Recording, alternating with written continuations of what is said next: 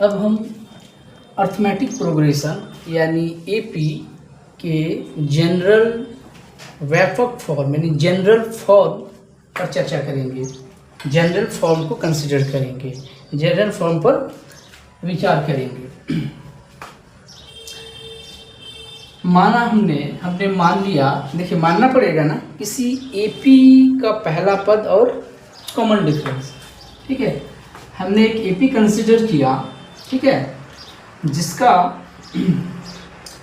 पहला पद, ठीक है, जिसका पहला पद क्या है, ए है, और कॉमन डिफरेंस सी डी, जिसको बोलते हैं डी, सार्वंतर डी है। एक हमने क्या किया, एक एपी हमने कंसिडर किया, एक एपी हमने कंसिडर किया, ठीक है जी, जिसका पहला पद ए है और कॉमन डिफरेंस डी है। तो इस एपी को क्या आप लिख सकते हैं? ऑफ कोर्स लिख सकते हैं। कैसे? देखिए, हमने इस एपी का पहला पद, क्योंकि फर्स्ट टर्म, अब पद को हम टर्म बोलेंगे, राइट, पद को क्या बोलते हैं इंग्लिश में? टर्म। तो इसको फर्स्ट टर्म, इंग्लिश में लिखता हूं मैं, फर्स्ट टर्म, ठीक है, फर्स्ट टर्म क्या होगी इसकी? ए। सेकेंड टर्म, देखिए सेकेंड टर्म प्राप्त करने के लिए हमने बोला था ना कि एपी है और एपी में किसी, ठीक है, किसी संख्या के जस्ट बाद यानी अगला पद को प्राप्त करने के लिए एक फिक्स संख्या, एक निश्चित संख्या जोड़ी जाती है, जिससे हमें अगला पद प्राप्त होता है। और उस निश्चित संख्या को क्या बोलते हैं? सार्वंतर, कॉमन डिफरेंस। और यहाँ पर कॉमन डिफरेंस क्या है? डी है। तो अगला पद प्राप्त करने के लिए इसी डी को पहले पद में जोड़नी होगी, ठीक है। तो क्या करेंगे, इसमें हम जस्ट डी को जोड़ देंगे, ठीक है। सेकेंड टर्म हो गई। अब थर्ड टर्म प्राप्त करने के लिए क्या करेंगे, आप ही बताइए। थर्ड टर्म प्राप्त करने के लिए क्या करेंगे? अब वही लॉजिक, सेकेंड टर्म में उस फिक्स्ड संख्या को फिर जोड़ेंगे, यानी कि डी को फिर जोड़ेंगे। तो a प्लस डी, ये तो सेकेंड में फिर डी को जोड़ेंगे, बराबर क्या हो जाएगी? a प्लस 2d, ठीक है। अब बताइए फोर्थ टर्म, फिर फोर्थ टर्म प्राप्त करने के लिए क्या करेंगे? थर्ड टर्म में फिर उस निश्चित संख्या को जोड़ेंगे अगला पद प्राप्त करने के लिए, यानी a plus 2d। Third term है, इसमें d को जोड़ देंगे तो क्या हो जाएगी? a plus 3d। इसी तरह से फिफ्थ टर्म को प्राप्त करने के लिए क्या करेंगे जी? इस फोर्थ टर्म में फिर d जोड़ेंगे, a प्लस 3d और प्लस d, यानी a plus 4d।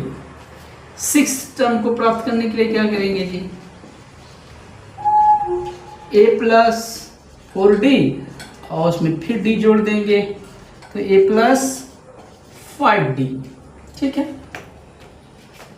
Seventh term को प्राप्त करने के लिए क्या करेंगे?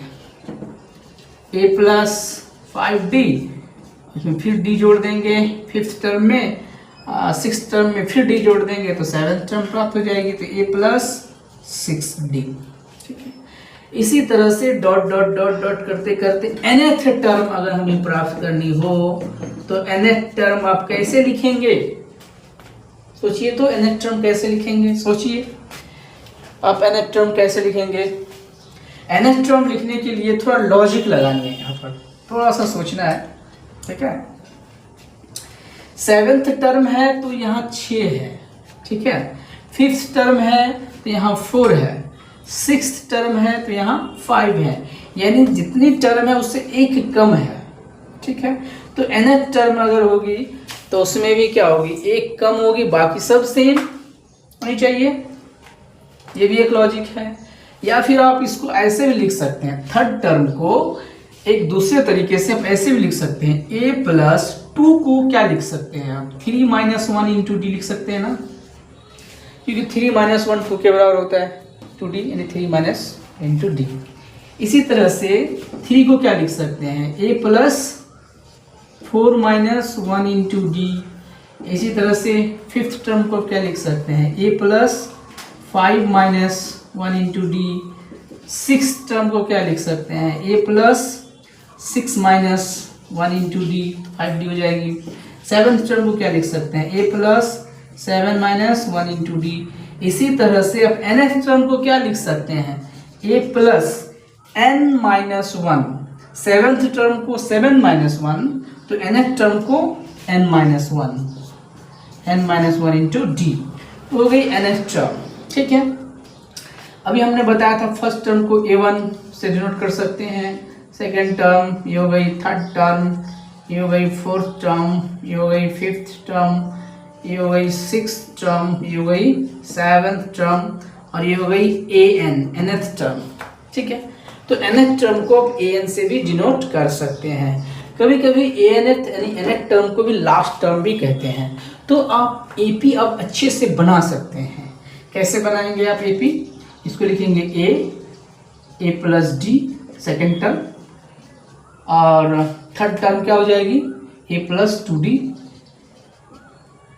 Fourth term a plus 3d, fifth term a plus 4d, और फिफ्थ टर्म सिक्स टर्म हो जाएगी a प्लस 5d,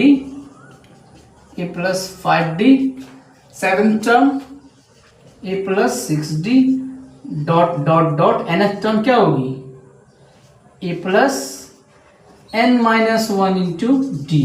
तो ये हो गई हमारी जनरल फॉर्म किसी AP की। ठीक है, राइट। एक AP को लिखने के लिए न्यूनतम यानी मिनिमम हमें कितनी जानकारी होनी चाहिए, तो एक AP को लिखने के लिए मिनिमम हमें दो जानकारी होनी चाहिए, प्रथम पद और कॉमन डिफरेंस यानी सार्वअंतर। ये दो बात अगर हमें पता है तो हम AP को आसानी से लिख सकते हैं, जैसा कि हमने पहले बताया है।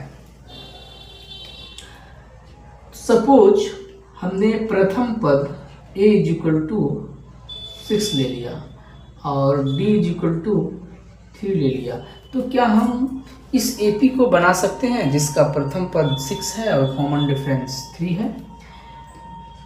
तो अभी हमने बताया कि मिनिमम दो जानकारी होनी चाहिए, प्रथम पद की और कॉमन डिफरेंस की, तब हम उस AP को आसानी से लिख सकते हैं। तो देखिए ये हो जाएगी इतनी 6 पहला पद, दूसरा पद a प्लस डी था, है ना, ऐसे था ना, a plus D, a plus 2d, a plus 3d, a plus 4d, dot dot dot a plus n minus 1 into D. इसी फॉर्मूले में हम लिख सकते हैं, इसमें a और d पता होनी चाहिए बस। 6 हो गई तो a प्लस डी यानी हो जाएगी 9, a plus 2d, 2d, d कितनी है 3, तो 2 पिया 6 और प्लस 6 12, a प्लस 3d, 3 3 जब 9, d के जगह 3 रखेंगे तो 3 3 यहाँ देखिएगा 3 गुना d = 3 और a = 6 है, तो 3 3 9 और 6 15। इसी तरह से 4 इंटू डी, 4 3 12, 12 और 6 18। इसी तरह से अंतिम पद को भी आप लिख सकते हैं, a प्लस n माइनस 1। ठीक है, a कितना है, ये आपका जो भी है, जितना ही टर्म लिखना चाहे आप इसे लिख सकते हैं। इसी प्रकार अगर आप दूसरे AP को लिखना चाहें जिसका प्रथम पद 4 है और कॉमन डिफरेंस,